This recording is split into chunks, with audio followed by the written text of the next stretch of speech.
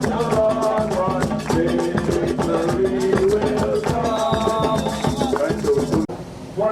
and where those places will be. But we all have to join together in unity and do what is necessary to fight the fight where we will keep our sustained job. A job that is ours.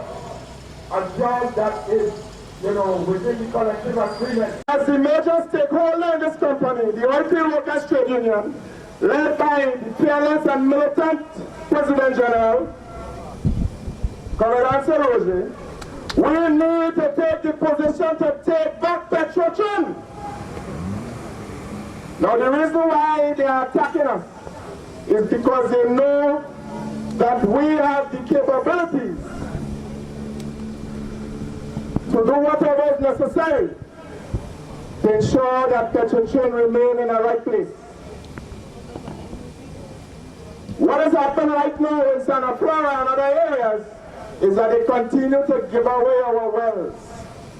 We have information that a number of individuals will have been looking at the CL block and other areas, and when the question is asked, what you doing here? We're looking at these wells to take them over. Comrades, we cannot afford to allow that to happen. Because if we continue to have them continue to take away our wells, what in essence will happen is that our job security will be no more. We need to take a stand, a serious stand, a more serious stand, as it relates to our oil field and as it relates to our job security. I don't believe that we have reached a place where we take any kind of stand that we're supposed to take on us. But this morning is the beginning of that position that we need to take.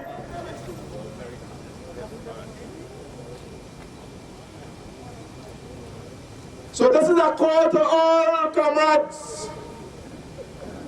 All comrades. This is a call to the people of Trinidad and Tobago, the environs, the fence-line community. This is a call to all of you that you need to come forward and join with us to save not just Petrotrin, but to save the country. Because these are serious times, comrades. Serious times. What we see happening also is that the retirees are taking advantage of. Serious advantage have been taken of them in terms of proper health care. We have a chief medical officer running down. The medical department running down things. And why they're doing that is because they want to give it away. And comrades, I always say, the fact that we're in an oil industry, we're supposed to be getting the best Medicare, the best health care that there is in Trinidad and Tobago. But that is not happening. Agreements that were made on behalf of them, they were reneging in terms of the payments, certain payments and what have you. And I'm saying that rather than we stay in various corners and talk about it, let us come forward and join more than ever before, comrades, so that we can put a stop to this madness. Because definitely that's what it is, madness. So I want to say this morning that the only hope we have is in the Oilfield Workers Trade Union. We are the only hope. And I want to say that I am convinced that the battles that we are engaged in, we have the victory. Yes. We have the victory. Victory is ours, comrades. We would have had individuals who came here before, and with them, the Georgians and others, with them. Others come, and they will go just the same and leave the Oilfield Workers Trade Union right here to continue. So comrades, I want to say this morning, long live the working, struggling workers of Petrotrin. Long live our glorious trade union, the Oilfield Workers Trade Union and its executive. Forward comrades. Thank you very much. And Petro-Trin belongs to Trinidad and Tobago. Yeah. And one would think that once you have citizenship, or you're born in Trinidad and Tobago, Petro-Trin is yours. Yes. Yes. It does not belong to no politician. It does not belong to no border electors. It does not belong to Keith Ramnath, neither Hassan Ali. It belongs to the people of Trinidad and Tobago, and it will remain belonging to the people of Trinidad and Tobago. As a fact, but they have been trusted with a little bit of what we will call period of governance, which they have not governed it properly. So instead of we going up, we going down. Instead of we going up, we going down. And that's a fact. Yeah. When we thought in 2010 contracting was bad, this time it's bad. It was.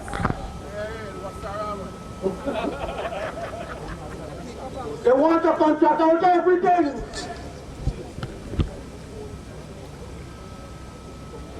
Giving away our job, interfering with our collective agreement. That's what they're doing. And that is what we, as members of the OWTU, officers, President General, everybody, we have sworn to protect. And we must protect it, because this is our livelihood. This is where we work, this is where we are employed. And this is where Trinidad and Tobago survive.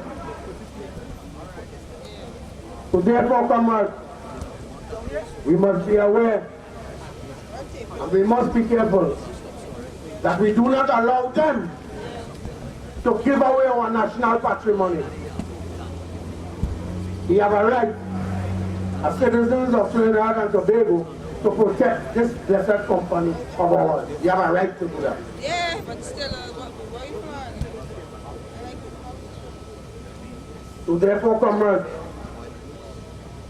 we want to know, sing a song, so that when we sing a song, we bring on our illustrious leader, who has led us into many battles, and who will continue to lead us into many battles, who has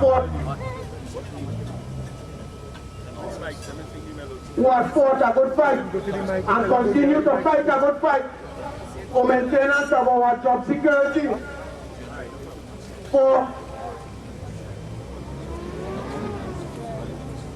the maintenance of our job security, for the maintenance of our beautiful Trinidad and Tobago. So we must not be afraid. But let us start now, come forward and sing to the top of our voices, our union songs, with regards to our way forward, which our President General will lead us to very shortly. So now let us start.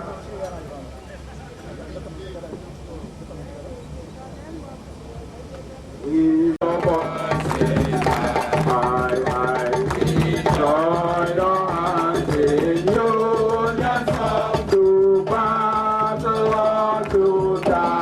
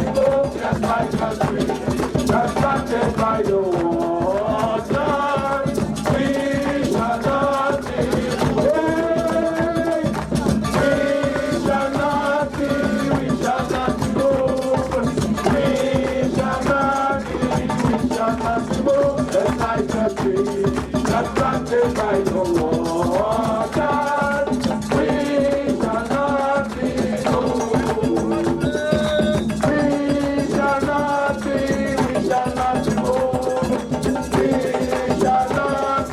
We shall not be moved, just like the tree that standing by the water. We shall not be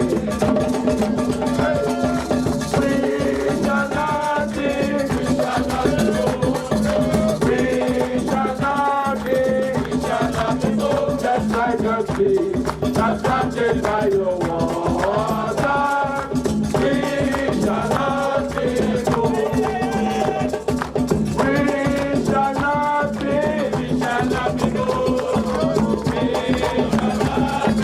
We shall not be moved. That's like a tree that's planted by the water, we shall not be moved.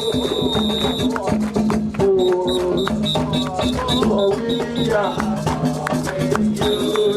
unity strong. It is God in everywhere. Every somewhere, every place, share my comrades share. Oh, we are unity strong. Morning. Comrades, morning. And you would understand why I didn't say good morning. Morning to all of the comrades, all of the workers who would have journeyed from fields outside of Pointe-à-Pierre. Let me welcome the Trinmar comrades here this morning. Let us welcome comrades from Santa Flora, Forest Reserve, comrades representing Penal, and of course, comrades from right here in Pointe-à-Pierre.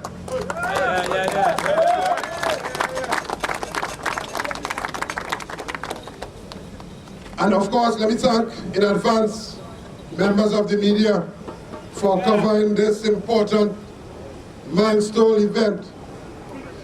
Comrades, this morning is a very serious and critical morning in the history of not just the OWTU, of the Petroleum Company of Trinidad and Tobago, and a very red letter day, decision-taking day in the history of this country. Before we go forward, let us remind ourselves who started the struggles and who defended the people of this country some 77 years ago. Let us remind ourselves that those who came and left, who held high political office, who did nothing for the country, but who, through the occupation of that office, through the time they spent in that office, sought only to seek their own interests at the expense of the rest of the country. So that as we remind ourselves of that important piece of history, we can now deal with the present. It is important for us to not forget. You see, sometimes it rubs easier on your psyche, not very effective when you say you want to remember. No, we want to not forget, because if you forget, you will end up in a strange place. You will end up in a very deceitful place. And I want to start this morning, comrades, by being very brutally honest. But I want to invite comrades to be also in your own deepest recesses of your own conscience, be also brutally honest. And you don't have to, comrades. You don't have to, because of whatever position in life or whoever you support. You don't have to put up your hand. But at least be honest to your God and be honest to yourself Because when you are honest to yourself, you can then take a proper and decisive stand going forward. But if you fool yourself, you know, they say you're a fool, you could fool everybody all the time. But the minute you begin to fool yourself, you'll end up in problems. And I'm not one who want to fool anybody. And I'm certainly not one who want to fool myself. And so when I speak this morning, comrades, I want us to shed the fat, the load of dishonesty, shed the fat and the load of this whole question of deceitfulness. You know, they say, ungratefulness is worse than witchcraft. And that is true. That is true. You could hardly find a negative quality in a person that surpasses the whole question of ungratefulness. Nimakaram, ungrateful. But you know what is worse than ungratefulness? You know what is worse than ungratefulness, comrade? Deceitfulness is worse than ungratefulness, because deceitfulness is where deep in your heart you know it is wrong. You know what is happening is wrong, but you are prepared to tell the world that it is right. That is deceitfulness. Even worse than that, when we were campaigning and talking about what was wrong 4 years ago, you would have liked that, but today you're saying it's politics. It's politics. And I want us to put this in that background, you know. We stood right here, comrades. And you remember, we don't have to go back too far, you know.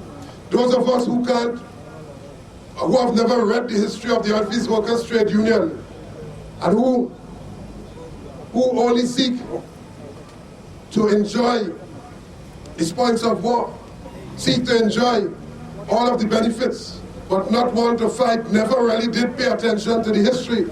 But I'm saying, you don't have to go back too far for this to take a position here, you know, because we would have stood right here in 2010, right here in 2009, right here in 2008, 2007, going backward, day after day. And I know the comrades who would have been here, and they would have been right in front of me cheering on and saying, yes, we correct. But today, because it is who they consider to be their government, this is how we talk in politics. There should not be one oil worker in this company that should talk that nonsense. Not one oil worker has the moral authority to say that this union talk in politics. We have always spoken politics and dealt with politics head on, man. And so that is our history. And I'm saying, comrades, as I always do say, that if anybody, any member of this union, believes that this union should not be in politics, that member is in the wrong union. Because it is the very politics that saves your job. It is our involvement and our intervention in the political arena at a specific point in time that saves your job. Today, I don't know that anybody, including the management, not excluding the politicians, all of the workers, could argue with me right here that you have gained any benefit, name one of them that you would have gained without the intervention, support, and struggle of the Office Workers Trade Union. You tell me. As a matter of fact, if there's half a benefit, you tell me. There has never been a time when the company would come to the workers, come to the union and said, good and faithful soldiers, good and faithful workers, you have performed for the last year, and therefore, look, take an increase. We always have to struggle to ensure that we get our just due. And so whatever you have, the jobs that you have right now, with all of those job descriptions and names, big and small, however you look at it, it came on the backs and shoulders of the struggle, those who went in the past, the retirees who would have borne and carried this refinery and the producing fields on their backs and shoulders, and of course, on the basis of this consistent struggle that we took throughout the years. Now I say these things to you this morning, comrades, because I want to say some other things to you. We have to look at, one, what is happening with the company that when you sign up for a job at Petrotrin, You wanted to work in a safe company. You wanted to work in a viable company. You wanted to ensure profitability. You wanted to be able to sustain your family, and through your family, be able to sustain communities and so on, and through communities, to be able to improve the quality of life of all of the citizens of Trinidad and Tobago. Let us understand what a job in Petrotrin means to the worker in Petrotrin. And if it is that you are prepared, comrades, if it is that you are prepared to give up your job on the altar of political expediency, that you are prepared to give somebody a job, and they haven't had that job to make sure country run good, company run good, but they are not doing that job, and by not doing that job, your job is threatened, but in the face of all of that, you are prepared to allow them to have a free rein, well then I say, good riddance to you. But then I will tell you immediately that you could take that position, but the Oilfields Workers Trade Union has never and would never take that position. Anybody who feels, and I delivered the issue square on this morning, anybody who feels that they have to swear more allegiance to Kamala or to the partnership, well, good riddance for you, because pretty soon, all of them will have to come and don their PPEs or so, and run refinery and run producing fields and so on. And I'll come back to that later. We have to, comrades, we have to demand our just due. It cannot be business as usual. So I will talk about Petrotrin this morning, how Petrotrin is not functioning, how Petrotrin is being run. An attempt to run the company is being made through the courts. So instead of getting done and ensuring that all of the plants are up and running safe and so on, and that we produce and maintain and even increase the type of margins that we need to have, they are at the courts. And not the courts that sell furniture. They are at the industrial court and the civil court. They are taking action trying to coerce productivity. You ever hear, where you ever hear productivity could be coerced? Even in slavery, that could not happen. You want to coerce productivity. So you're frightened workers, and you feel you will get production out of that. But before we talk about those things, comrades, I want to talk about a matter at hand. Because we must address the issue of negotiations this morning. Everybody, Tom, Dick, Harry, Anthony, Aquinas, everybody getting their share. And everybody else getting even more than their share. So they're getting allowances that they're supposed to get, and they're getting allowances that they're not supposed to get. You want to think about that? You want to also remember, not too long ago, a pensions amendment bill passed through the parliament, and how you had unanimous support, and pay close attention, comrades, how you had unanimous support throughout the parliament for increasing what? Pensions for those parliamentarians. Doesn't matter how much years they make in the parliament, never produce any oil, never put themselves at risk offshore or in the refinery or producing fields, but they signed up and they agreed that everybody should get big pension increase. More than that, millions of dollars in retroactive payment. So, fill your pocket through the parliament, through enacting laws, and of course, fill your pocket otherwise. Now, this company, comrade, this company, in case we didn't notice, and comrade Colonel Igood made the point, is there anybody, and I'm asking the question perhaps rhetorically, but is there anybody here this morning that can come here and say on this microphone, or stay wherever you are, and say that Petrotrin is being run better today than 4 years ago? We really want to know that. And if there are argument or the facts can support that, well, let us know. But that is not so. Because in Trinmar operations in Point 14, that is not the case. In the producing fields and the flora, you just heard, and of course Forest Reserve, that is not the case. Penal is not the case. Wagari is not the case.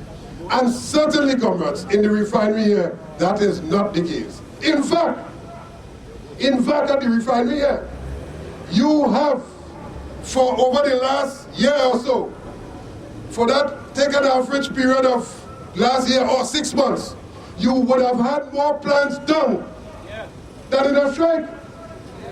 You would have walked out in a strike and have the whole refinery running. But you're walking and the refinery down, more plants down than up. And they are so confuzzled and confused, they don't know what to do. You have a retiree who had retired at the job before he retired officially, through him being a puppet of them, given a contract to come back for 2 years to finish the finishing that he didn't finish before when he was at home. Understand that? So he didn't finish, Hasidali that is, he didn't bring down the company enough while he was officially an employee before he attained the age of 60. He has now been given an extension to come back to finish that job. Now all of these things, comrades, if the refinery does not produce or has serious challenges which they cannot overcome, despite the fact that they would have gotten 1 or 2 plants up in the last couple of weeks or so, the fact of the matter is that it will, in no time soon, we have to pay close attention to our safety around those plants in terms of how those plants operate. But if the refinery is not functioning good, and if the producing fields producing less, it doesn't tell you that, listen, that's something going on with my job security. If you're working in a bakery, and the bakery begin to produce less and less bread, what do you think will happen to you? In fact, if the oven that's supposed to bake the bread is more down than up, what do you think will happen to you? You want to think about that? So you're working in a bakery that produces bread, that sells that bread to make sure that you earn a living to mind your family. But every day the baker, the owner of the bakery, reduces the amount of bread that you're supposed to deliver for whatever reason. And then even worse than that, the oven breaks down and the oven spends more time down than up. So what do you think will happen to you? So if you're going to get bread from where? Manna from heaven? Petrotrin makes money on margins. We produce the oil, bring the oil from beneath the sea, bring the oil from beneath the ground and land and so on. Indigenous crude production added to crude that you import, produce products, sell it, and the difference of the cost of the production of that. And also, what you sell it for, the difference is the margin. And that is how Petrotrin make money.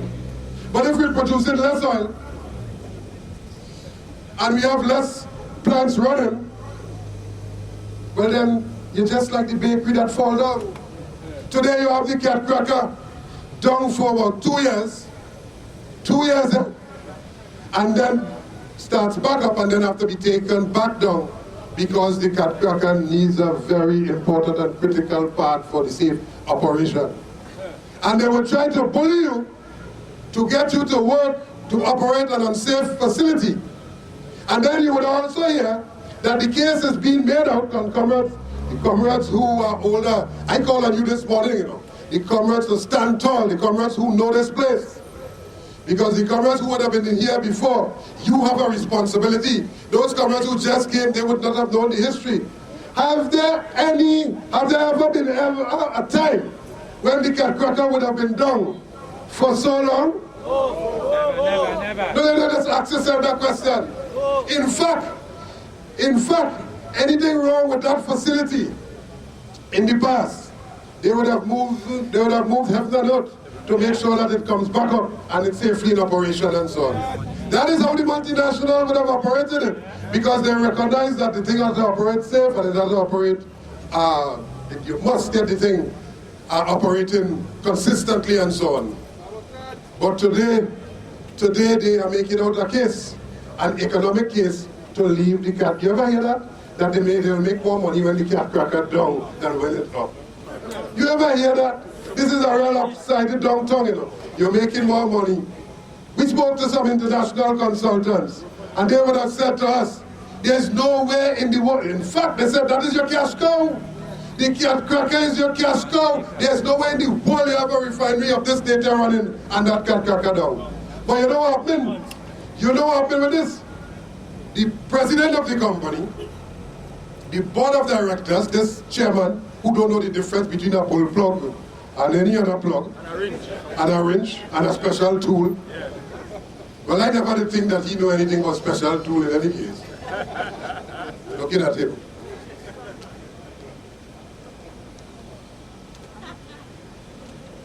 So he don't know anything about the operations of the company.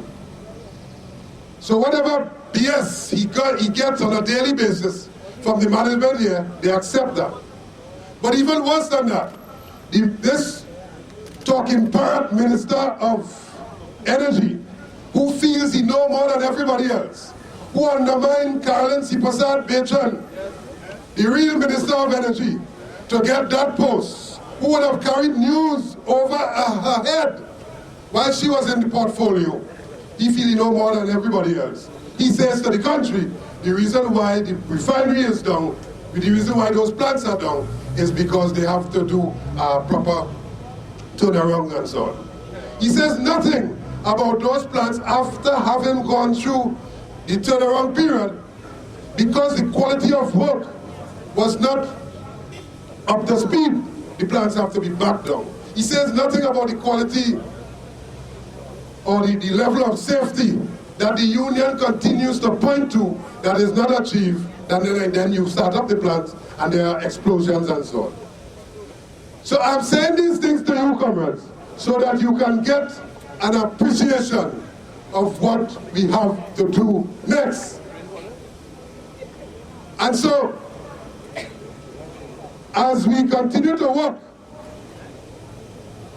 people getting contracts, left, right, and center, people getting paid millions of dollars for property that does not value even $1 million. I had information. I'm not going to say which one of the banks, because in Point 14, you have banks. Siparia, you have banks. Here at Point Apia, you have banks. Pinal, you have banks. And Faizabad, you have banks.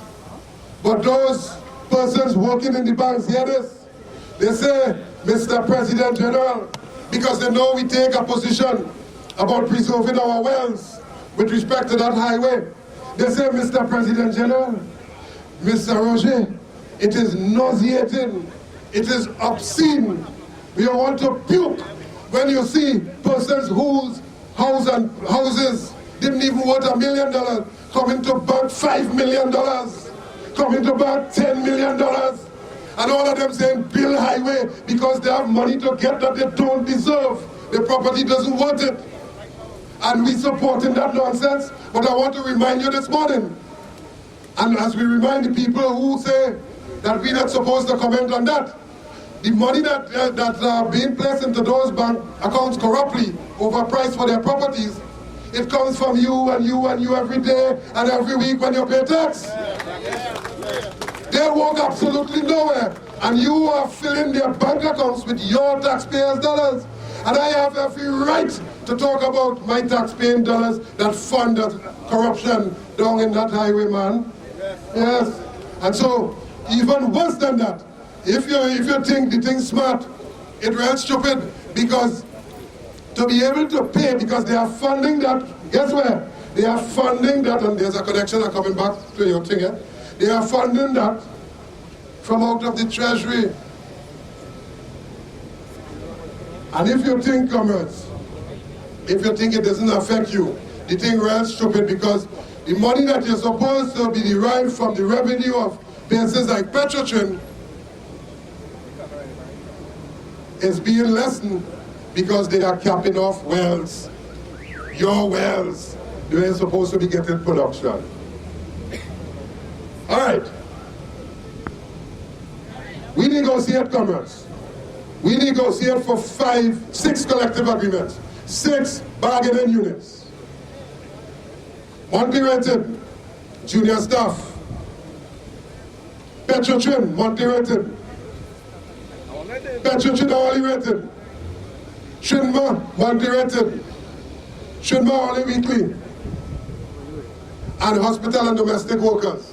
6 collective agreements. 6 collective agreements, which out of those, some would have expired already. So you are working today on expired collective agreement, and all of them will come to an end by the 30th, the 31st of January, not too long from now, that's next year. So you have December, and then you have January, and then collective agreement expire. And then you will be going into a new period of collective agreement. And so while they boast that they settled collective agreements, we have a lot of collective agreements that are outstanding. So if it is that you are not interested, let me ask the question. Comrades interested in negotiations? Yeah.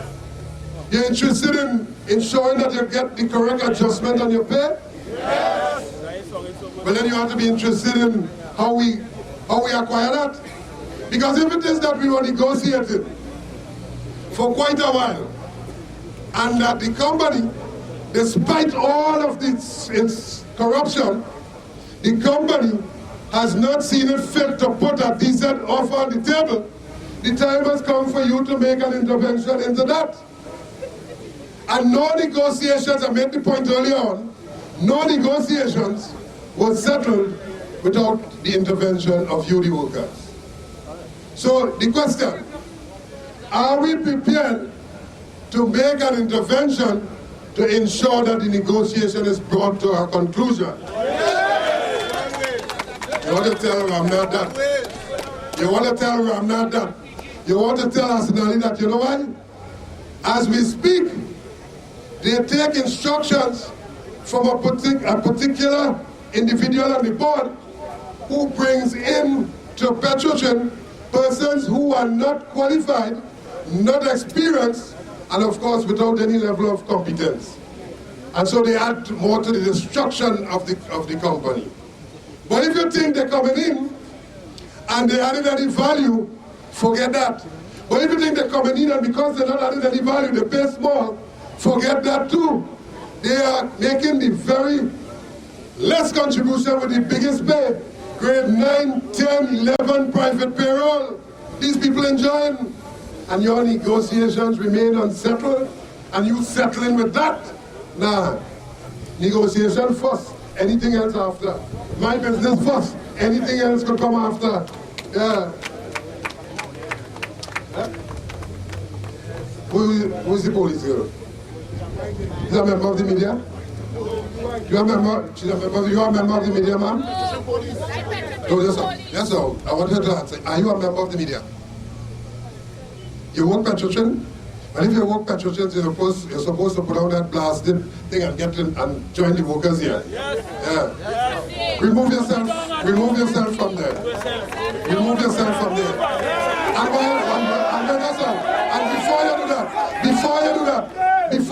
before you remove yourself, I want you to capture on that tape that the Oilfields Workers Trade Union say this is the worst management we have ever had and the worst government we have ever had.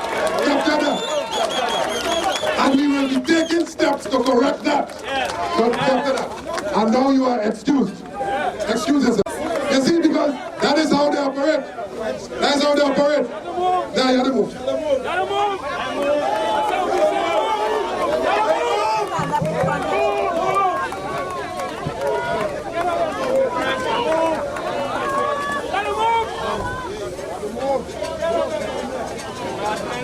You cannot move, you have to move. Yeah, you cannot move.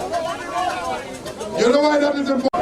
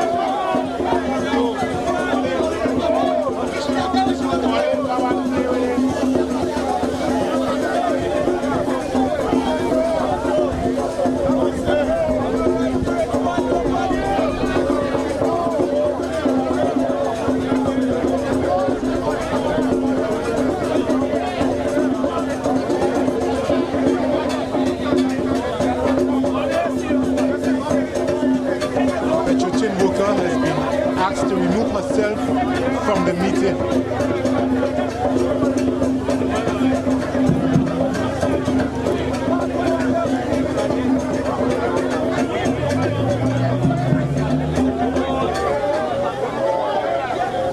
And I'm real serious about that.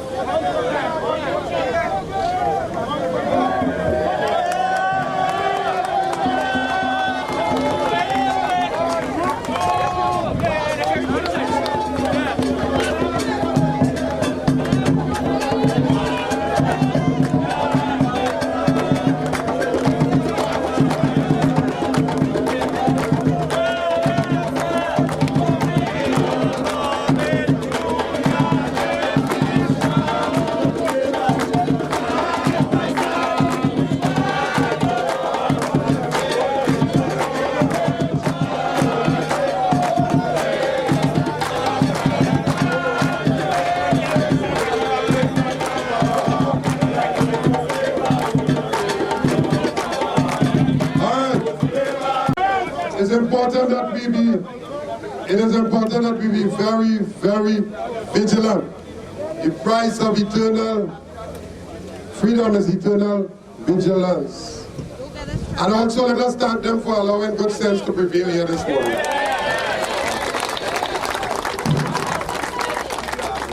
Because I made the point earlier, and I was coming back to that in my discourse, because I was saying they are prepared to run the company's operation through the courts, through the High Court, through the Industrial Court.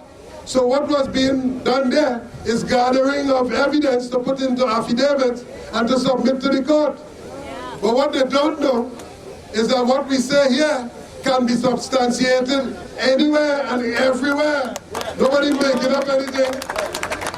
But we are saying that it is an affront to the workers, whose right we all have to gather at the gate of our employers to discuss the problems we have within this company.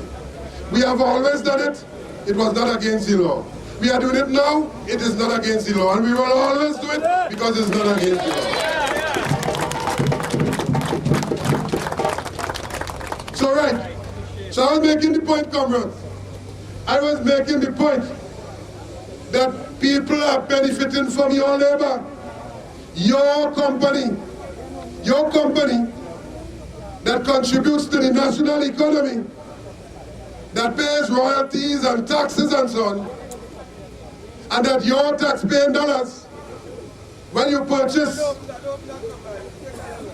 through VAT, and also at the end of the week or at the end of the month, when you pay PAYE, everybody else benefiting, but your negotiations outstanding. So something had to be wrong with that. And if something wrong with that, we have to fix that. I want to say to those who are preparing to retire, don't for 1 minute feel that I go in next year and business will be fixed. Or I go in this year, December, or I go in next 2 years, and you see that? When I go in, everything all right, your pension is guaranteed by a optimum functioning company. If the company does not operate right, you have no guaranteed pension. So you have a duty and responsibility to make sure that before you leave, this place run right. You have a duty and responsibility to make sure that all the vacancies are filled. You have a duty and responsibility to make sure that all this level of contract work, that it is totally eliminated. And as we talk about vacancies filled, and we couple that with ungratefulness, we want to remind the police here this morning that you were in the clothes you're wearing because the OWTU gave you that clothes.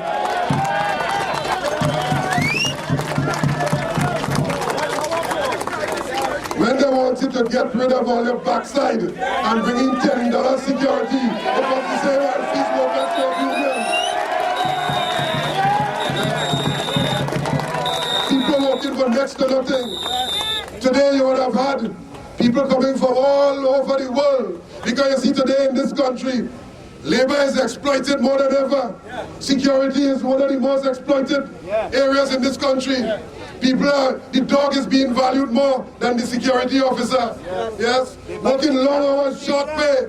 In some cases, no pay. When they tax you, you have to now find money from wherever you find it from to pay back for tax and to travel to work. That is happening here. So that is what they wanted to bring Petrotrin to. The level of security, people coming from the region, throughout the region here, and from the extra region, and so on. People from all over the continent, all over the world, coming here to dime a dozen and so on, contract security. The office workers trade unions say we shall have none of that in Petrotrin, and that is why you have a walk today, man. So all of you who didn't know, me 2 or me 3, all of you who didn't know, you are wearing that stripe on your shoulder because of the office workers trade union. Even the security chief, who killed the chief sergeant, yes, chief sergeant, not so far, the sergeant. He serves on Friday, so he probably has over. He serves on Friday. Yeah, he serves on Friday. He serves on Friday. Even him, it took the Office Workers Trade Union. They were hell-bent on bringing in a retiree. They were hell-bent on bringing in the people from outside. We took the position that we will not support that. And if we have to come back, guess where? If we have to come out right here and protest, not for ourselves, but for the benefit of the security department, we will do that. And it is on that basis. So the same protest. And when we did that, we didn't see you filming anything. No, it is on the basis and the backs and the shoulders of all of the workers. You have a job today. Get your blasted self here this morning.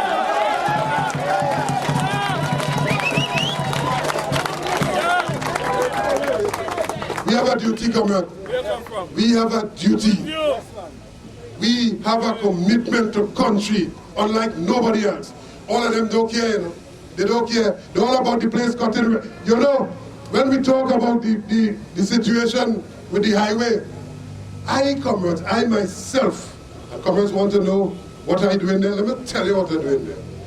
I myself, nobody told me anything. I went myself to see for myself where these wells are, where these pipelines are, who's connected to, if they are in service, and so on.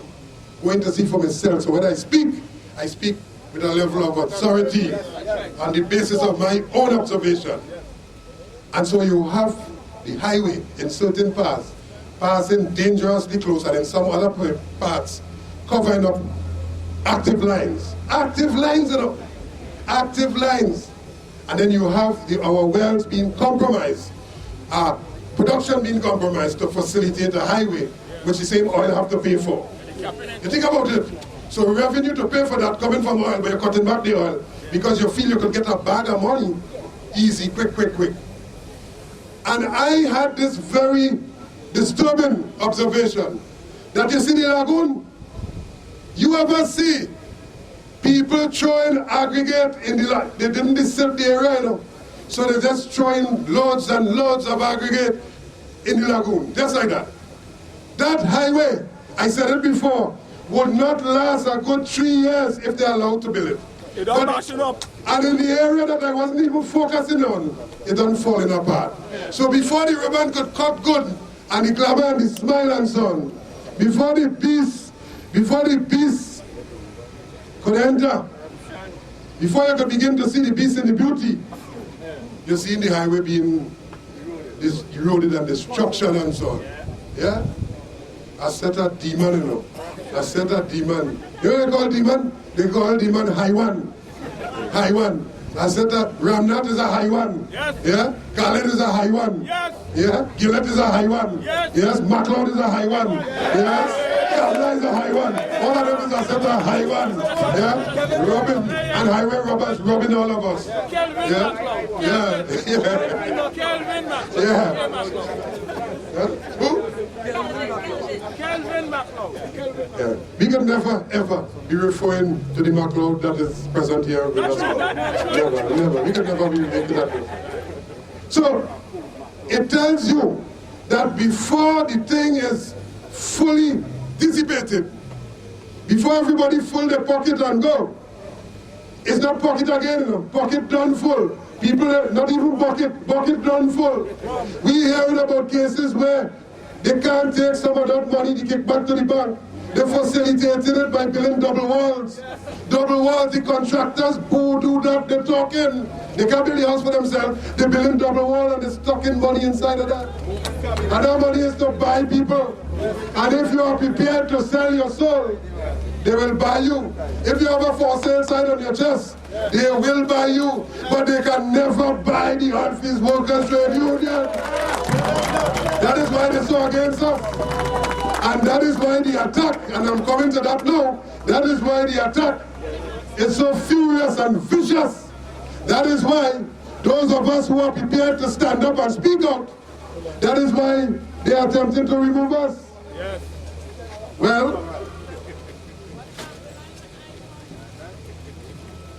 a comrade has been shot, metaphorically. A comrade is down.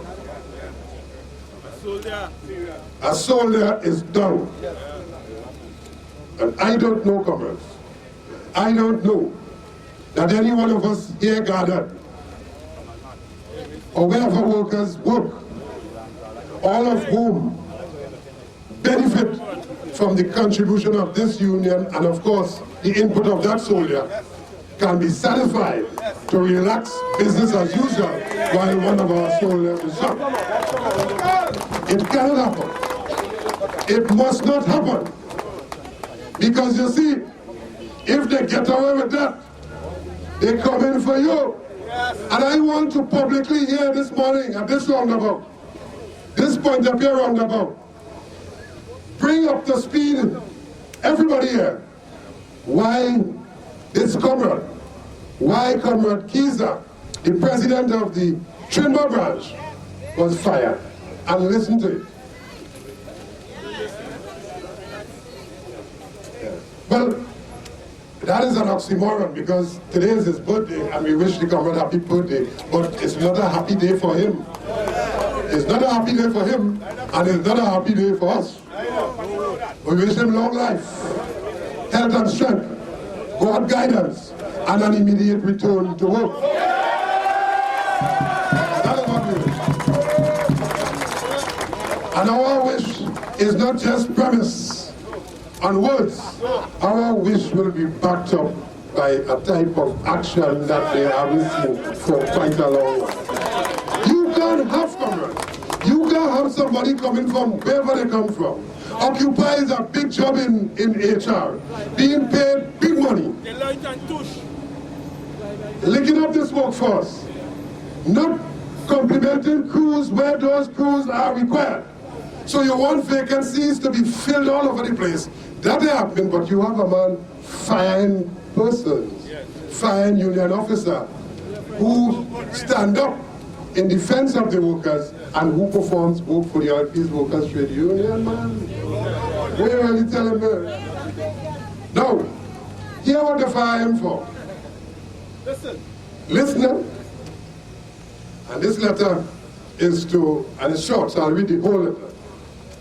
Read on October 2014, 17, absenting yourself from work without permission. To Ernesto Kesar, and it's badge number 100208.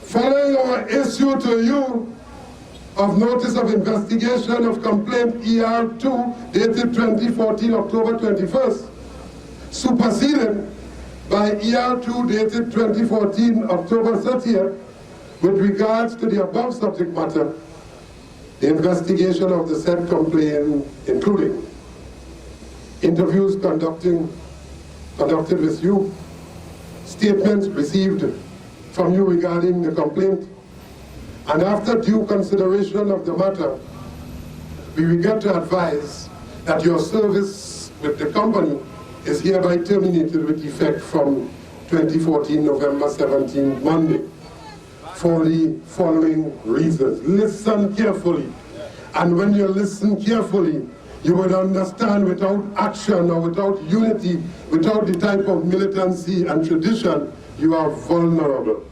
Listen. And the following reasons stated here. On October 2014, the 17th, between the hours of 7 a.m. and 11:30 a.m., absenting yourself from work without permission. Now you think about that. And I look up, I turn this thing upside down because I was looking for the real reason. I look at it on the sideways because I'm looking for the real reason stated.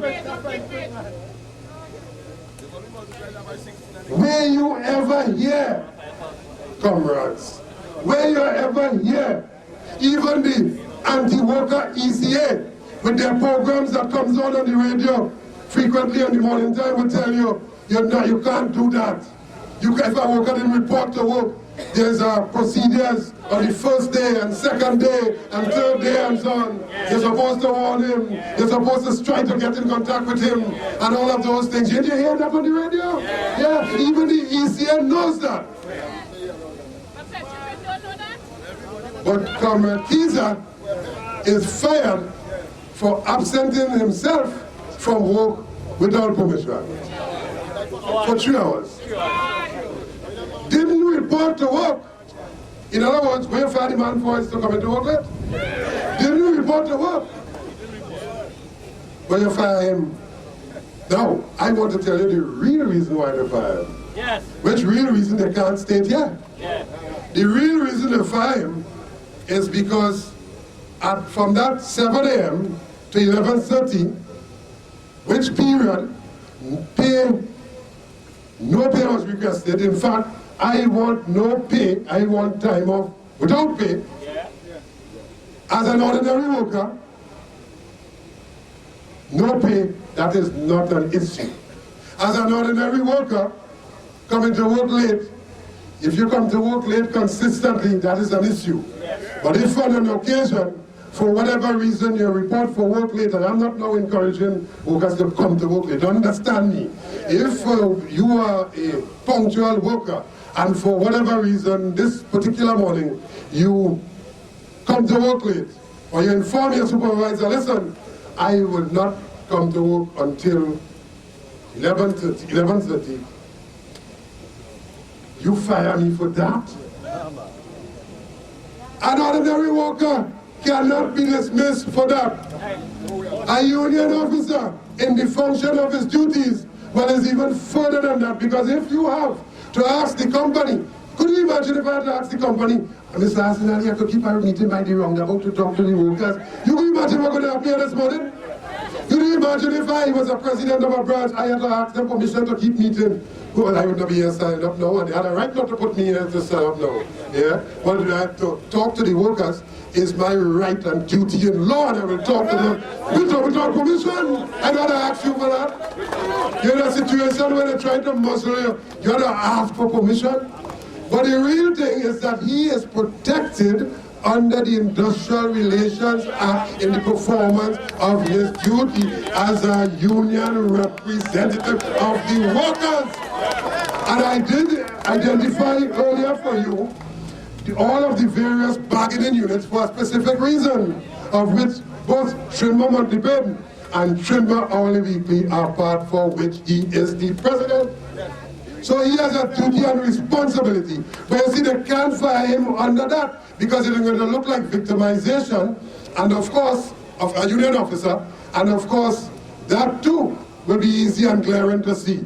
But the real reason why they fire him is because he went to deliver a letter. Anybody got the letter here? Yeah, we know it. All right. He went to deliver a letter to who? The fellow who feel he knows it all. But I don't know, like he takes some kind of slim something, get small.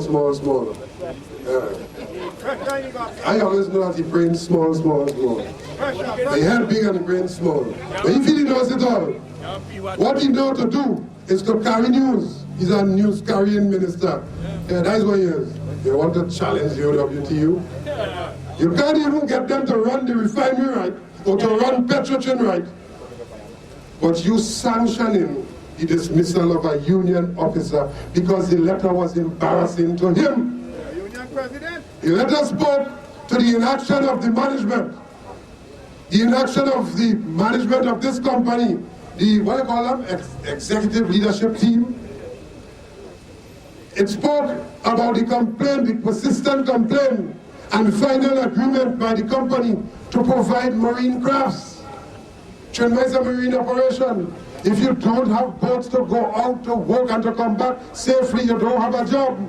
But even worse than all of that, the place outside will not be manned safely, and of course the facility can deteriorate, the production will fall. So if you're interested in a viable operation, you will give the workers adequate, reliable, safe transportation to and from locations offshore.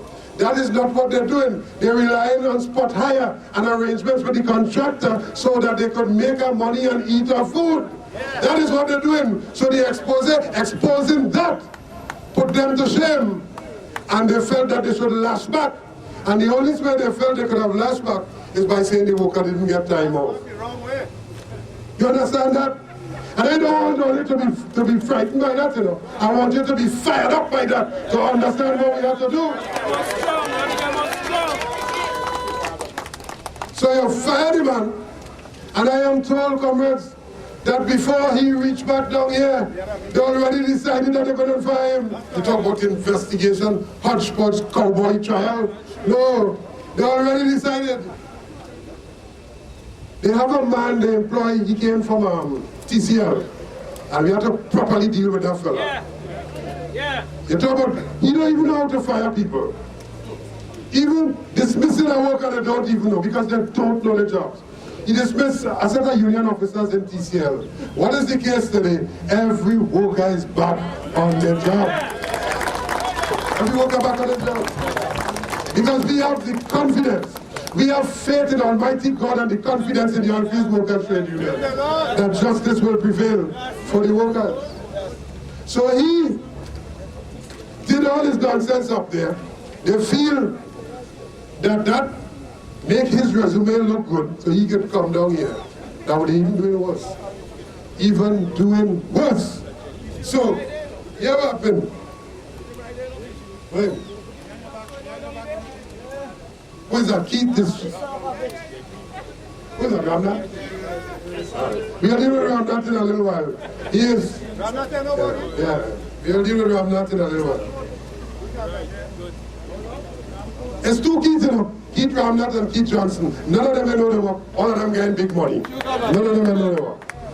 And I am certain, comrades, I am certain as night will follow day, that their time is coming to an end. It's like when you fall in the ground coming up. No. So, absenting yourself from work without permission, they realize that they can't fire him under no other heading, so they just throw in something. Try something. And he has been fired with the support, and I want you to listen carefully. Ramnat, as dotish as he is, couldn't by himself do that. Khalid, as stupid and retired as he is, by himself couldn't do that.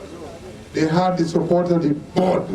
They had the support of the government, the cabinet of Trinidad and Tobago. They had the support of the cabinet, including Mayor McLeod, the cabinet. They had the support of the Minister of Energy. And how we know that? How we know that?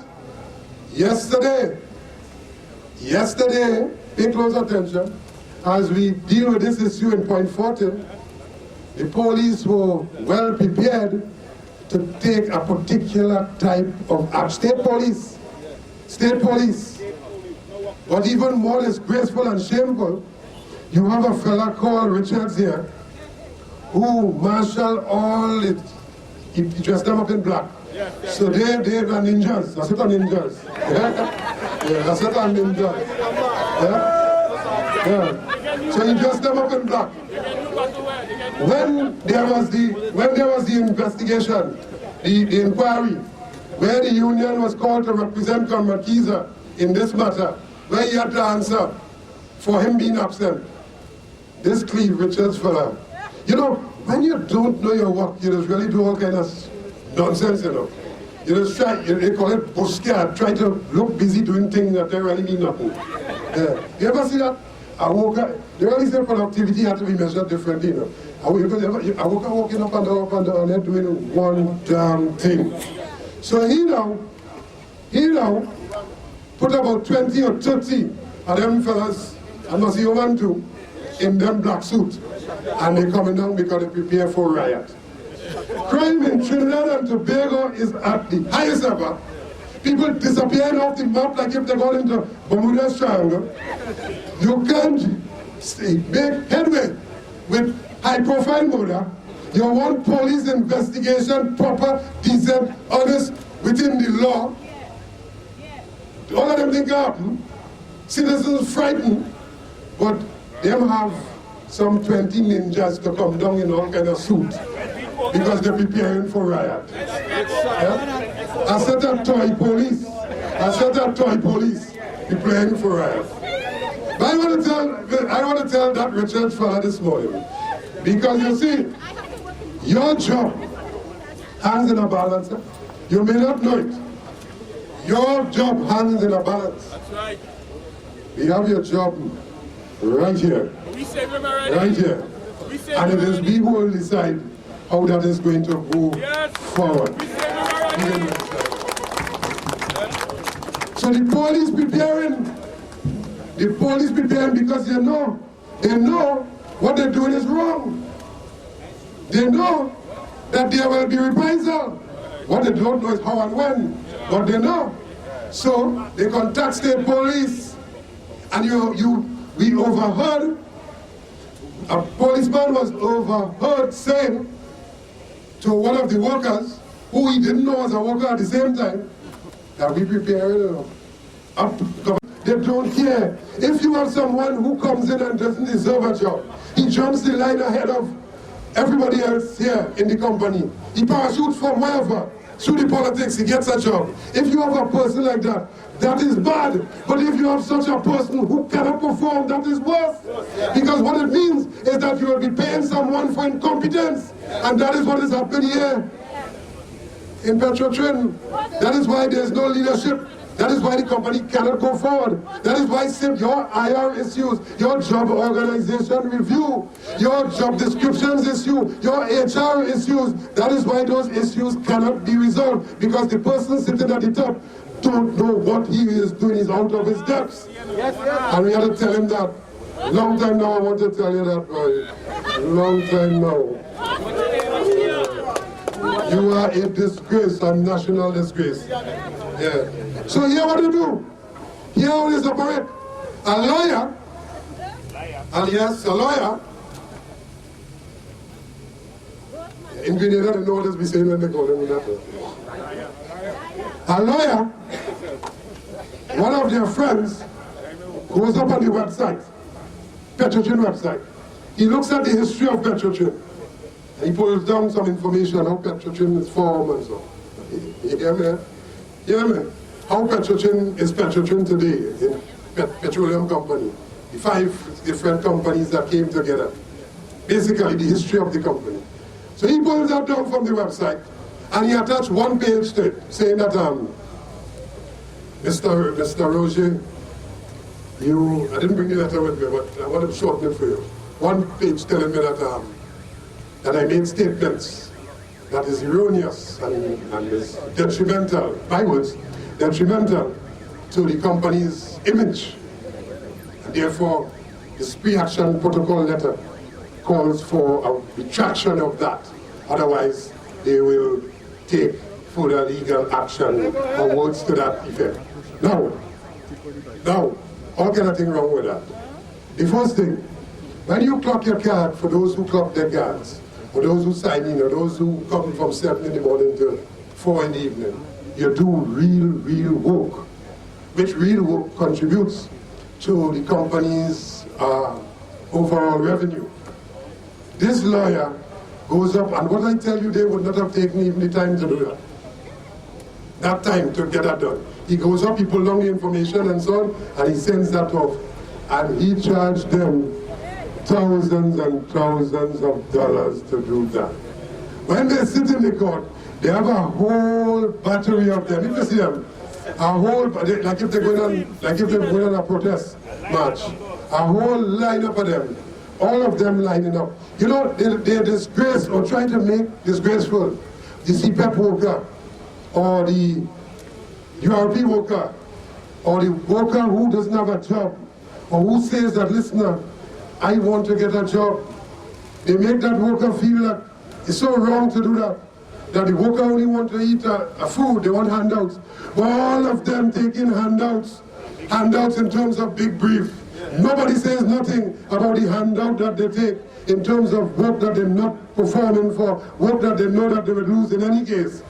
So the type of absurdity, the type of disrespect for the court is that they will appeal in any case. They will appeal because they have the money to do it. If it was their money, you would have never seen them using the money in a way in which I have identified here this morning. So, fire Keza, and he feels that is the end of the problem. Yeah? So you don't know when you fire Keza, you still work in Petrotrin, and the Trinmar workers don't want to come to find out why you fire Keza. So the workers here this morning want to find out, well, they should come out and tell them why you fire Keza. Because what you have here is not the real reason. The real reason is that yourself, your minister, your board, all of you was embarrassed because you're not doing your job. Not doing your job. And may I remind the media, may I remind them, you the media and the country through this medium, that we are not afraid of pre-action protocol letter.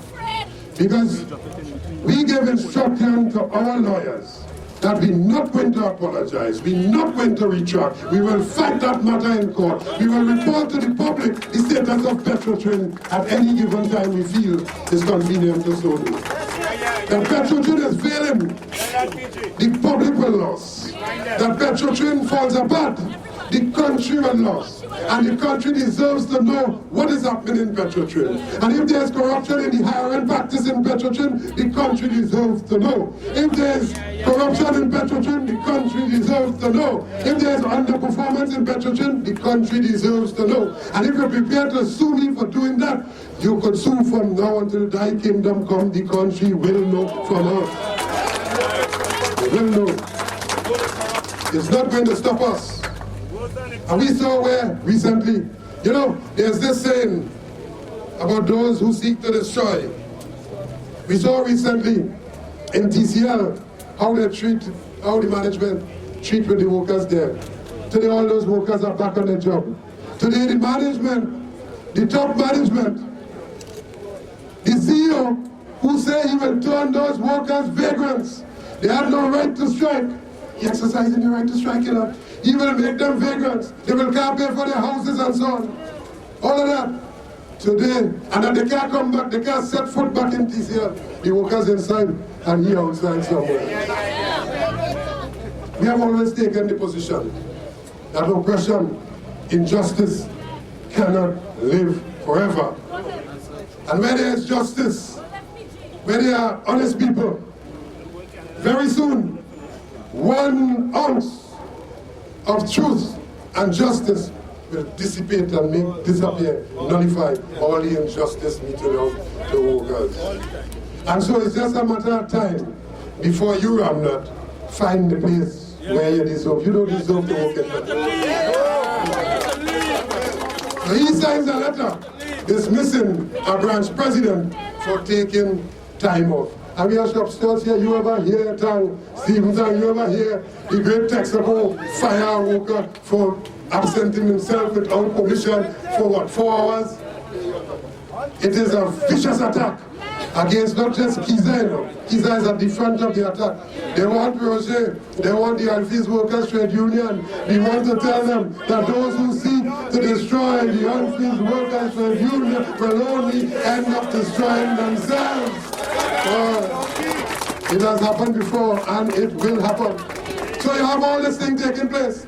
They fire the president they fire workers at NP.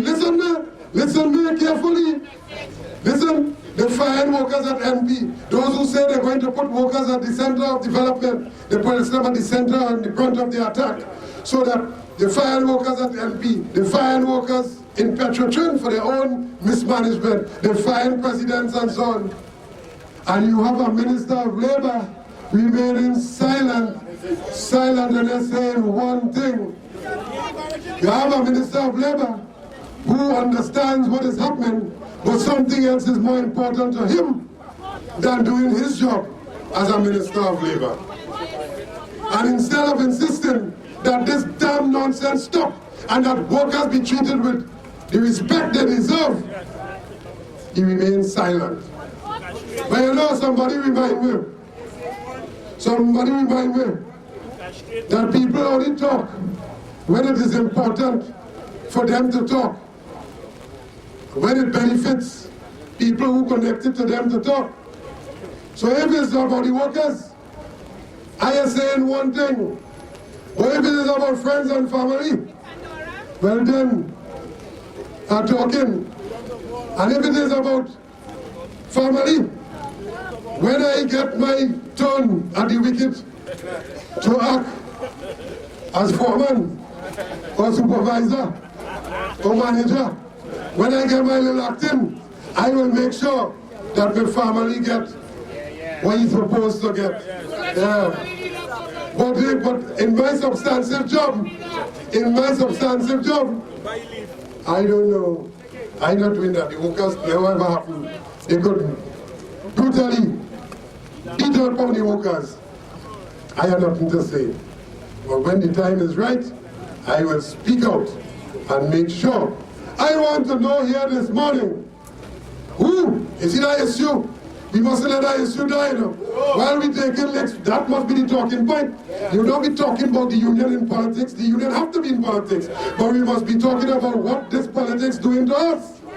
And why this minister is not defending the interests of workers. And we are asking him to side with anything unfair. You know? We are asking him just to tell the employers to be fair and to respect the input of workers. That is not happening today. Yeah? But everything have a time. They say time longer than twine. Yeah, everything has its time. There's a time for weeping. There's a time for rejoicing. There's a time for gathering stones. There's a time for throwing them away. The time for dealing with this corrupt government and management is now, and we have to start here this morning. Yeah, this is the time. You can't wait, comrades. And in that regard, we demand here this morning, on the basis of every single Petrotrin worker, we demand that Keith Ramnath, before he go, put back Kesar in his rightful place in his job. We demand that Keith Ramnath vacate that position for which he has not the competence.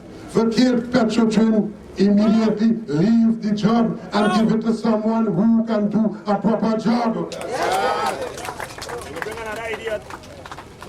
For the failure of this board who supposed to deal with the whole question of corruption here at Petrotrin, proper and efficient operations, safe operations, that has not happened. Do you know, comrades? Do you know that Petrotrin, this same Petrotrin, has the record for industrial fatalities, the highest record for industrial fatalities in the country?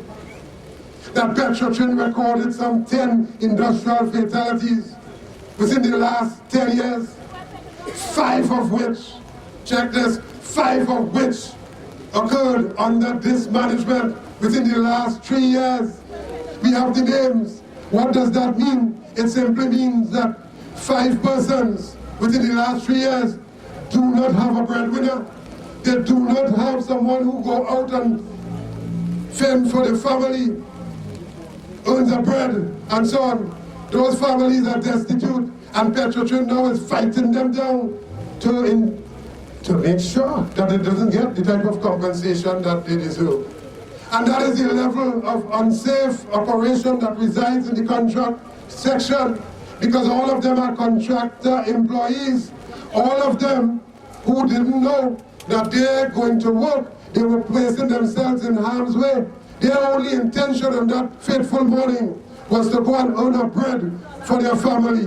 Their only intention was to send their children to school. But Petro-Trin, placing them in harm's way without a care in the world, recklessly disregarding their duty of care to those workers are not here today. And what do they say about that? They try to defend all of that. When you talk about that, to place injunction and try to muzzle you, they try to muzzle the president of the Trinmar Branch.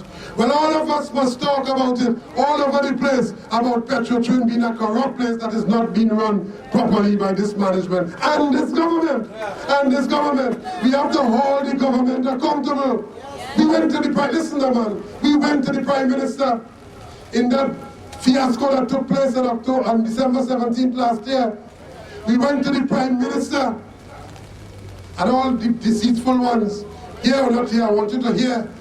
Whether you're here or not here, I want you to hear this morning. We went to the Prime Minister, wrote long letters, said we want to meet with you. Not talking about union elections, Not talking about who party, no. Talking about the future of Petro-Trin, a very important and critical state enterprise. Prime Minister jump out and say, she's not meeting. She set up some kind of task force. The same Prime Minister who, before becoming Prime Minister, came to our office, your union headquarters, asking for support. So disrespectful and ungrateful and deceitful, saying that you're not meeting with the same OWTU who you're come begging for support to be Prime Minister. But you're too big now, you're flying high, you're not meeting. You know what happened? Since then, for that meeting, we went to leader of opposition, member for Chaguanas West. We didn't go to anybody else because we all of them in one party. All of them eating our food, the rest of them. We met with the President of the Republic, that same fella. Yeah, that same fella. Yeah.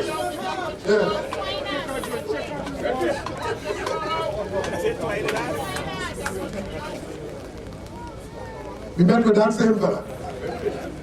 I tried to find out a different reaction protocol fella. Yeah. We met with that same fella who says he knows about the oil field. He grew up in the oil field. So we felt comforted that if he knows that, he will know that today is not what it was years ago. We made the point to him, which he agreed, that how it is being run, even though back then there were problems, indeed there were problems. But we made the point which he agreed, that listen, you see the standards that we had in this company fell apart. And we said, and something that we continue to say publicly, that our locals here have disappointed us in terms of the running of this very important and crucial state enterprise. And I said that here this morning, that we fought for ownership, we fought for control, we fought for the management of it. We said not only that the country must own it, but we must manage it because we have the capability to do that. If today you have a Hassan Ali in the job there, the OWTU fought for that. But having given them that job, they made a mess of it, and we must not try to hide that fact. So we met with the fella, His Excellency. We spoke for almost about 4 hours.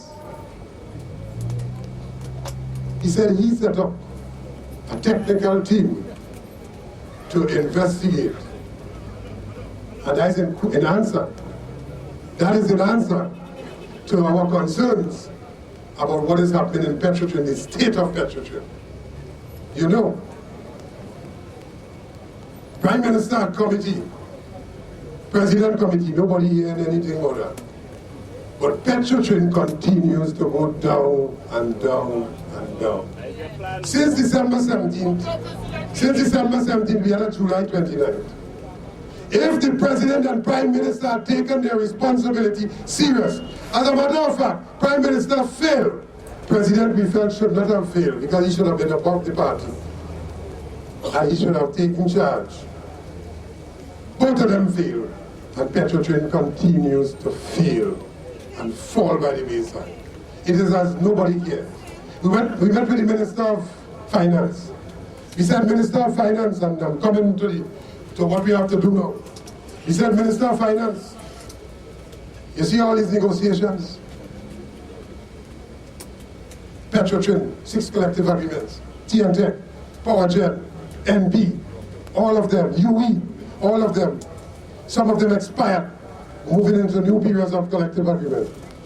And because we heard you in the budget talk about this whole question about some dealing with all of these outstanding negotiations and so on, we gave you this letter for you to activate the conclusion of all of these negotiations. He said, yes, he agreed. And thanks for coming to him and all of that kind of talk. That's the $10 million man I'm talking about. We met with the, you know that $6 million man? We met with the $10 million man. Yeah? The man who had been handsomely convinced that he should leave there and go there and so on. Yeah, to spend more money. Yeah. Our money, to spend our money. Continue to spend our money. So he says that yes, thanks for the meeting, and that he will look into it and he will talk with them and so on. But he said something interesting, because we said, Minister, we want to take the opportunity to tell you what is happening at Petrotrin. Because the energy sector in the national budget, the energy sector expected to contribute some $21 billion. And Petrotrin is expected to contribute some 1/4 of that. Petrotrin contributing some, what, $5 point something billion to the national coffers. But Petrotrin will not be able to do that if they continue to run Petrotrin the way in which it's being run. So we outline briefly a number of problems, and that you must tackle the issue of the negotiations, and at the same time, you have to make an intervention with what is happening at Petrotrin. All that we tell the man. So he writes a short reply saying thanks for the information and so on, a letter that came out 2 weeks later, and that he has written all of those areas, UE, NP, PowerGen, TNT, and of course, Petrotrin, to get the negotiations going. Now, back home here, what did we see Petrotrin did? Petrotrin did something last week that we're glad they did it. Did we bring the letters from the letters that they reported the matter? Breakdown in negotiations to the ministry? No, is that it?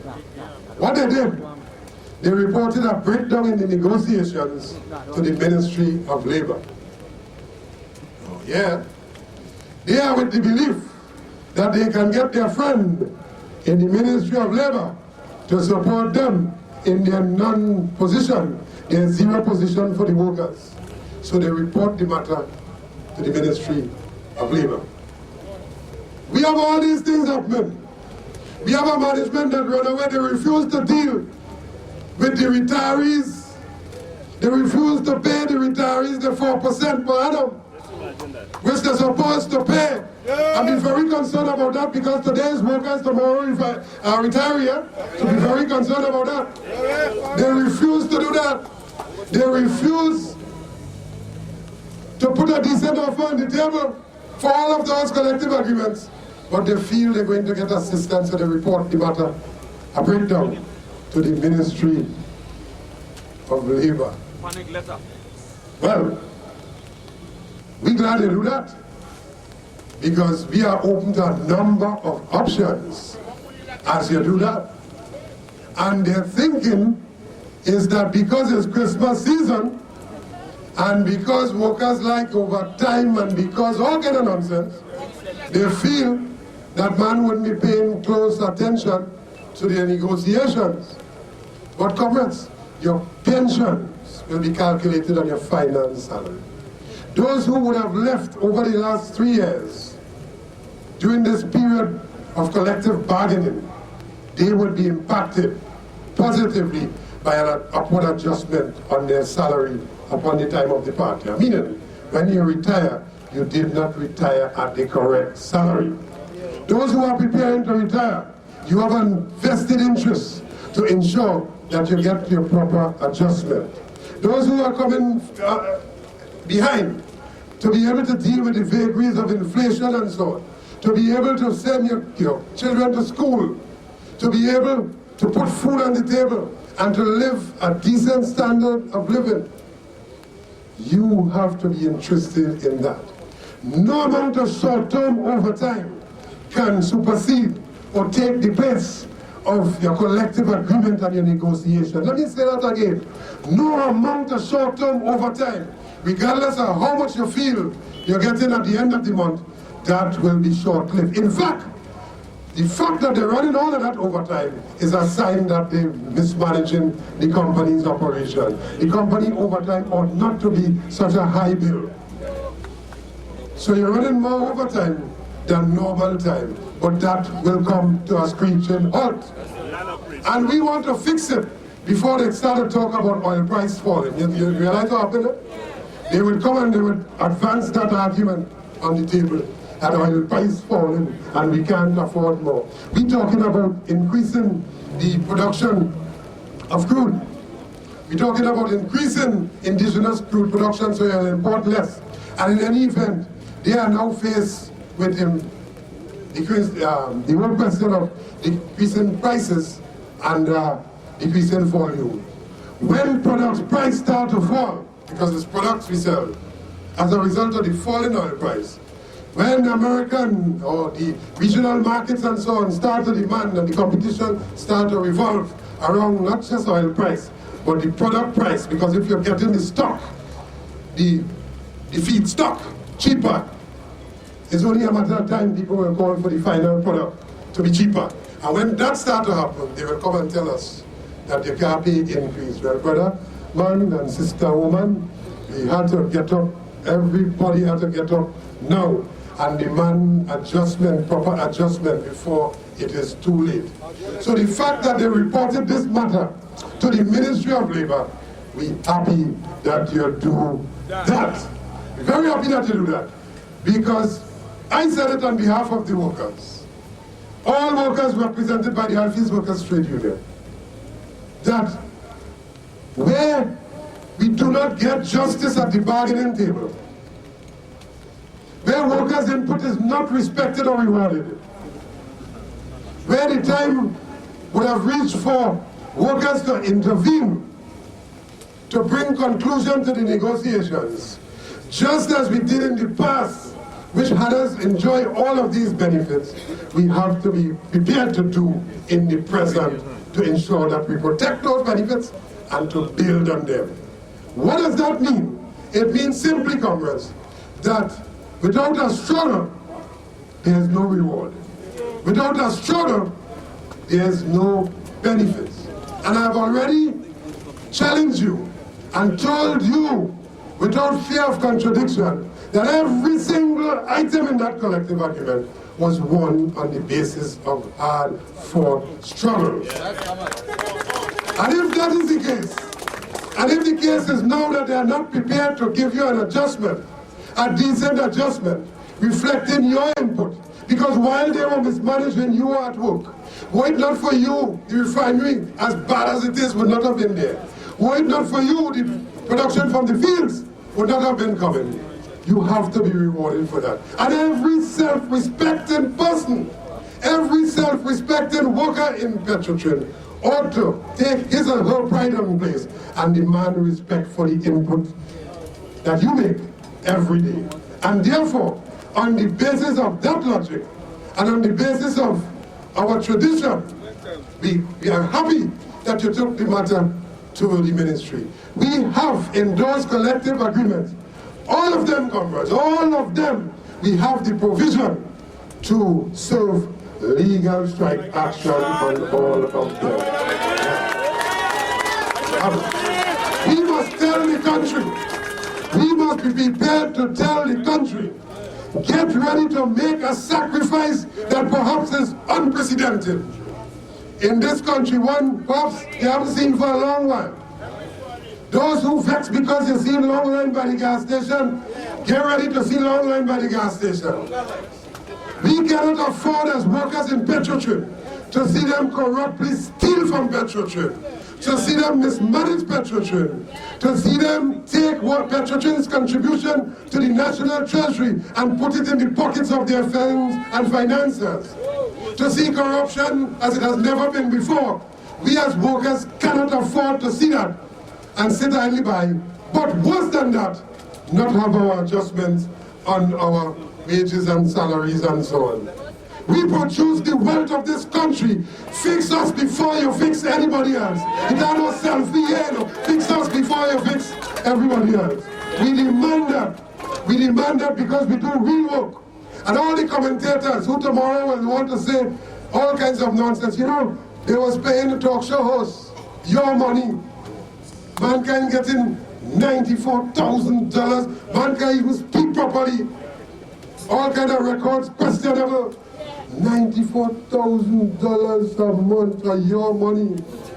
I don't know anybody here, comrades, any worker who feel all that money that they, first of all, you don't believe that that is true? You know, somebody making up that. But if that is true, and it is true, that all of these things they're stealing from, you have never seen Rambachan.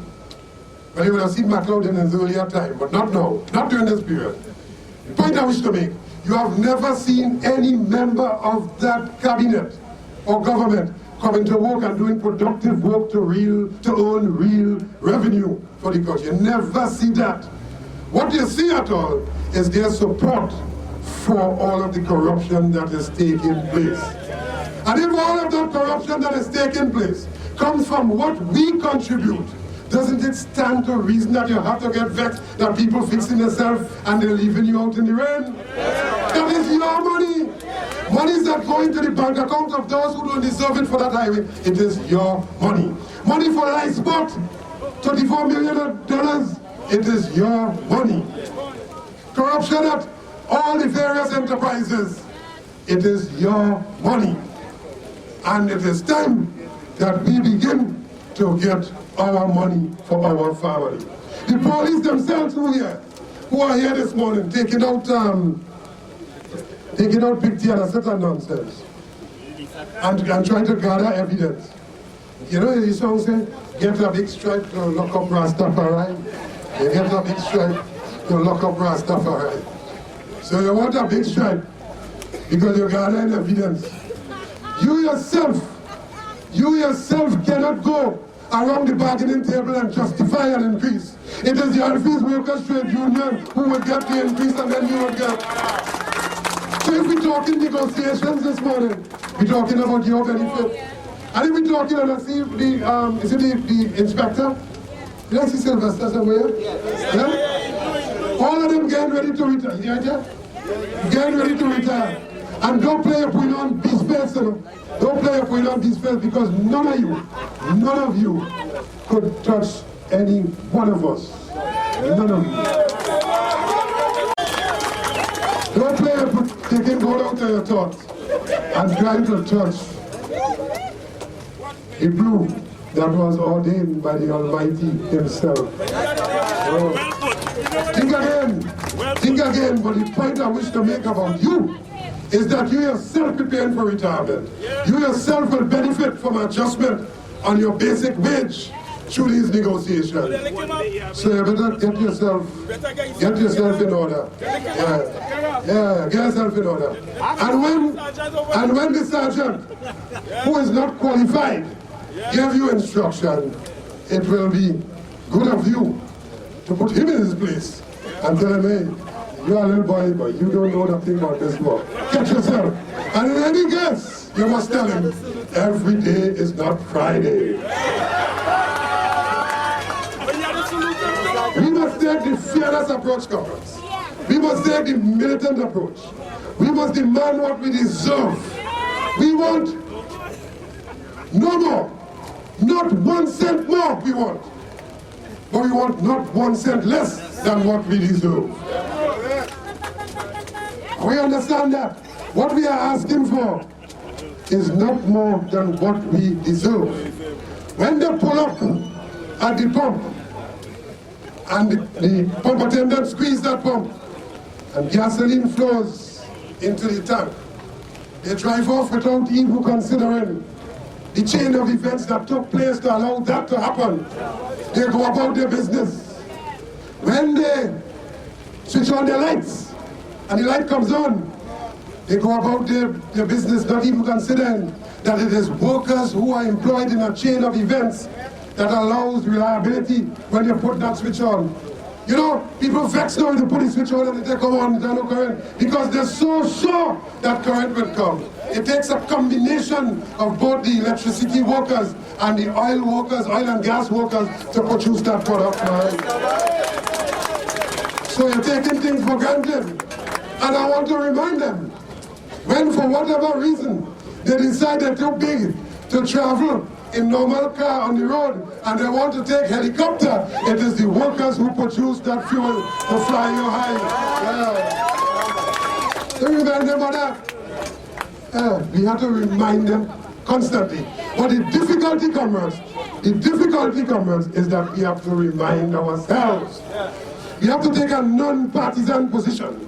We have to take a consistent position in this matter as we go forward, that none shall escape the wrath of the workers. We expect Ramnet to do as he always did. We expect him because, you see, he has no other ideas. He cannot engage the union in constructive conversations. He cannot engage the union in ideas to move the company forward. No, he can't do that. What he can do is sit in a corner and write out a set of ER1s and so on, and instruct that there's disciplinary action. Anybody you see who only bent on giving disciplinary action and so on, try to run the place like a slave driver, check on that person. Check on that person. Any boss you see come to work, and he abuses the workers and try to coerce them and instruct them, check on them. Yeah. Did you say he was a priest?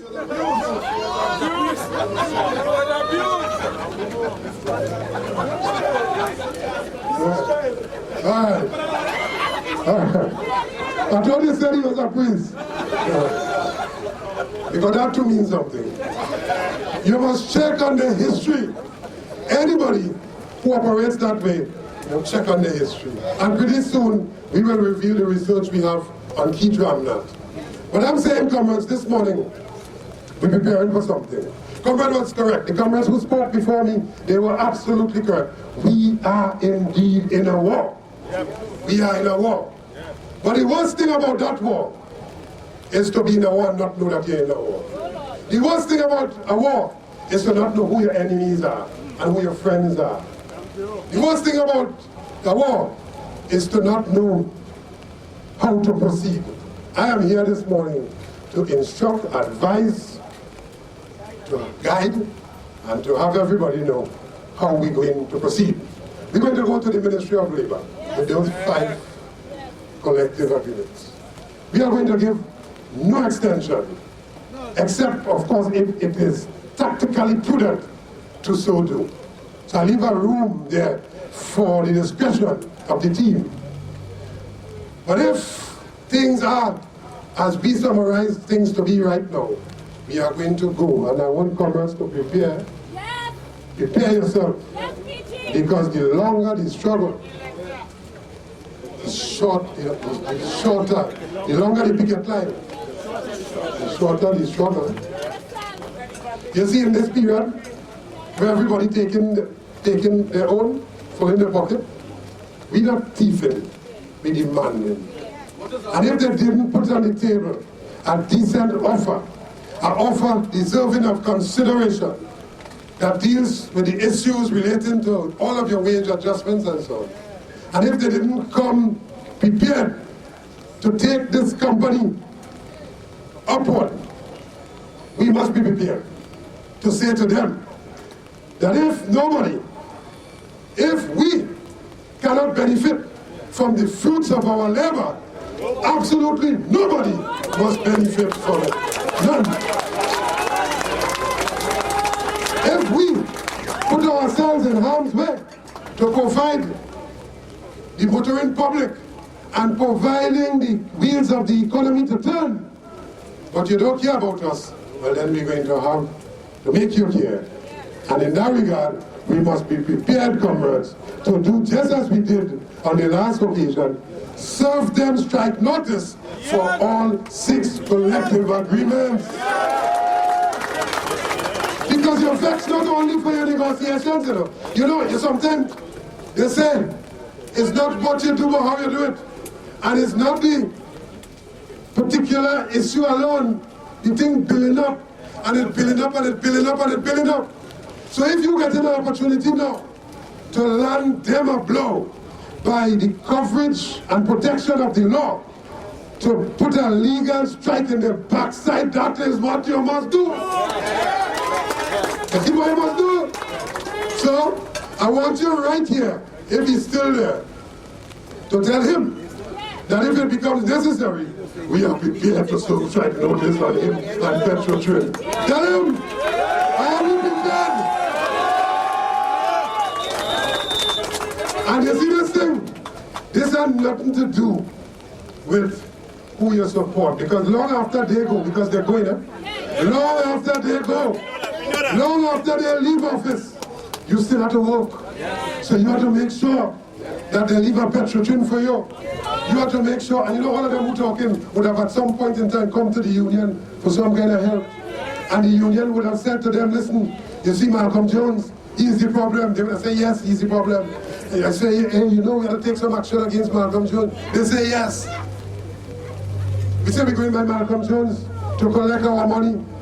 Workers go with a box, he says a coffin. They say, yes. It's time. It's time we be prepared. It's time we must be prepared to go wherever we have to go to make sure that our business fits. One announcement coming before we close. This thing here can't stay here. This issue cannot stay here at the roundabout. Your input is of national significance, and therefore the national public must know. We must be prepared. We are going to propose. In fact, we have already proposed, and we got agreement from the leadership of the other unions, not PSA. Real unions, that the time has come for us to, each one of us, strengthen the other and to take action in defense of the workers we represent in the first instance. And in that regard, look out for an announcement tomorrow. I want to ask you here today if we are prepared to take this struggle outside of the roundabout here in Port-au-Pierre. I want to ask you further, because I want to tell that to my colleagues, that be ready. So get your people ready. Are we ready to join forces with like-minded, serious conscience workers and unions to demand what is justly yours? Are we prepared to issue a national issue? And as we do all of that, we must ensure that our soldier that was shot down, wrongfully shot down, serious attempt at assassinating in industrial relations term, executing in industrial relations term. When you take away the job from a worker, you take away his ability to earn bread and to upkeep his family. But when you do that unjustly, it is a brazen and broad-sided, willful attack on the worker and his family and his community and the union. We are demanding, and I want your support for that this morning, Port-au-Pierre. We are demanding the return of Ernesto Kesar to his job.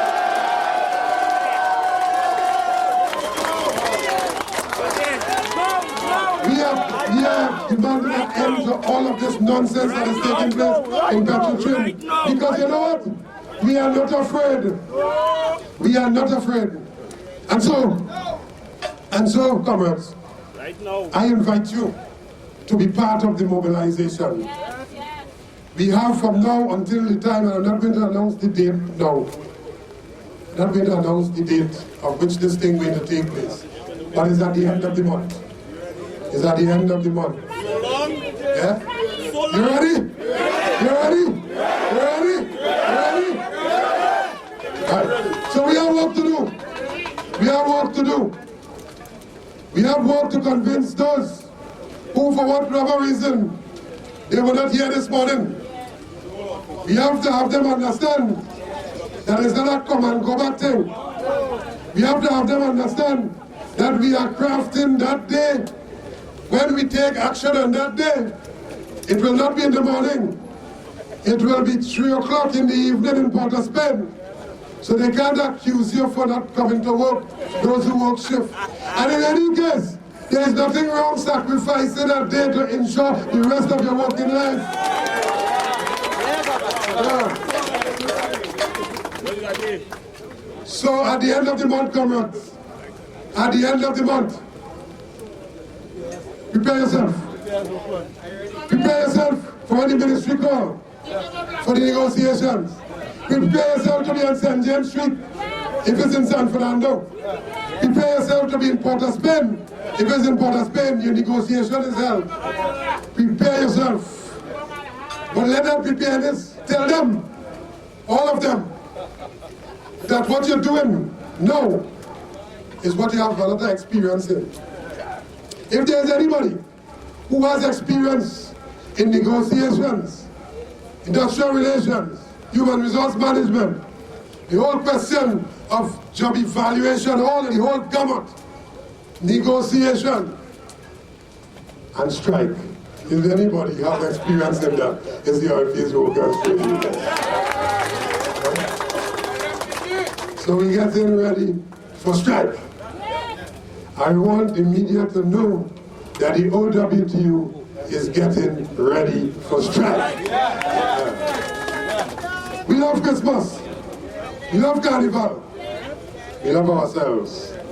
We love the company. We love the country. Matters not if it's Christmas. Matters not if it's Carnival. Struggle knows no season. Whatever season. Rainy season. Dry season. Christmas season. Carnival season. We are ready for struggle.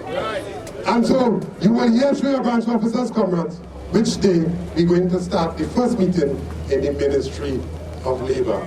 We vex about everything.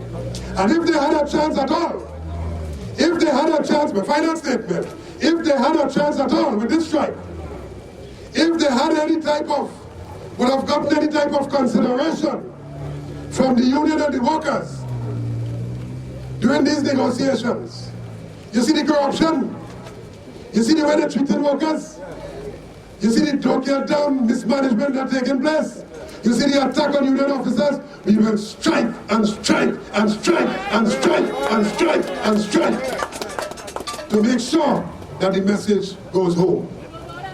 We strike on Eck Williams. We struck when it was Chambers. We did it with Manning, with Pandey, yes, Robinson. We did it with Manning again. So who the hell is come now? As a matter of fact, if there's anybody deserve a strike, it's come now for some business. If anybody deserve a strike, and that has nothing to do. When you strike, you're striking to save your work partner, your work. So I want to say, comrades, we had a good first installment. We know the issues. We know what to do. The Trinmar workers. The Trinmar workers, comrade. The Trinmar, listen to me. Listen to me. If you telegraph to them that you can't do it without a particular item, you can't do it without overtime, they will consider you as your mouth on the ground, dragging on the ground. They will consider you as what? Addict. You're addicted to overtime. Yeah. They no longer ask you in a courteous way, can you work overtime? They come and tell you you're working overtime. Can you imagine that? That is the level of disrespect. You're working late, you're working late. They have already preconceived the level of disrespect and disregard in your mind that you want that overtime. You don't want overtime, you don't need, you might want it, you don't need it. What you need is a proper run company with job security for the rest of your employment life. And so, because of all of these attacks, the Trinmar workers took a particular decision. I am not now going to announce what that is, but I know you all could know what that is. Yeah? And so you'll make that inquiry, and that you will be well advised to do likewise. Do likewise. Yeah? All right. All right. Overtime in point of view too. What them dead? What them dead?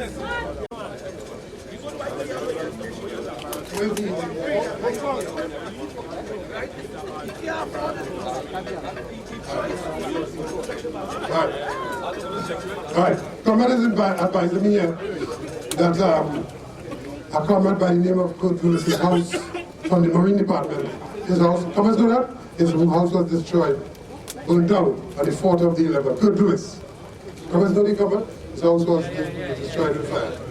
We are Petrotrin family comrades, and the request here is for us to make some sort of contribution to the comrade's back, ensuring that his house is restored. Not to the original, but to somewhere for him to live. So right now he has no place of abode, and we are asking that that comrades make the appropriate place would pass around. And as a family, we want comrades to make appropriate contribution. And it will come to the different branch officers, it will come throughout the company. Comrades, important statements were made here this morning. But before I close, let me say, as I said earlier on, that I am told that today is Comrade Kesar's birthday. There's a request for us to sing happy birthday. I am not going to honor that request. But I want comrades to recognize and to repeat with me, because I said it before, that we wish him long life, and health, good health, happiness, God's guidance, and to have him return to his job. I also want to recognize in the midst here, Comrade Kesar's mother. In the midst here. Let's recognize.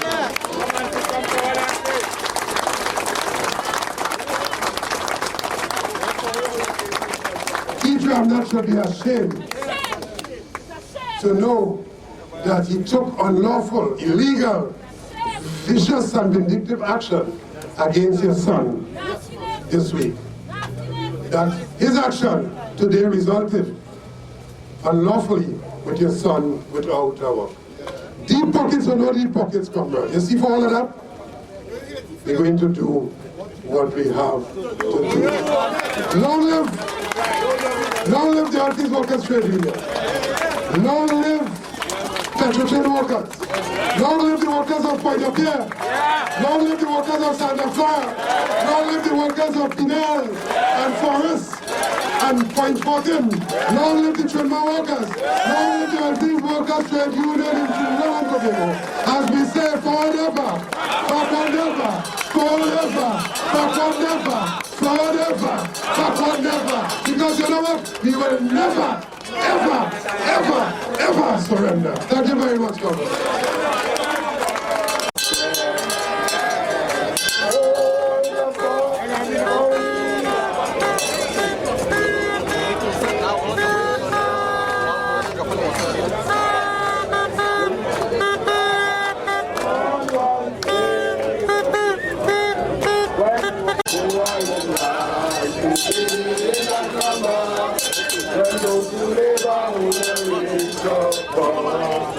When the walk go on, oh, I will like to be in that number.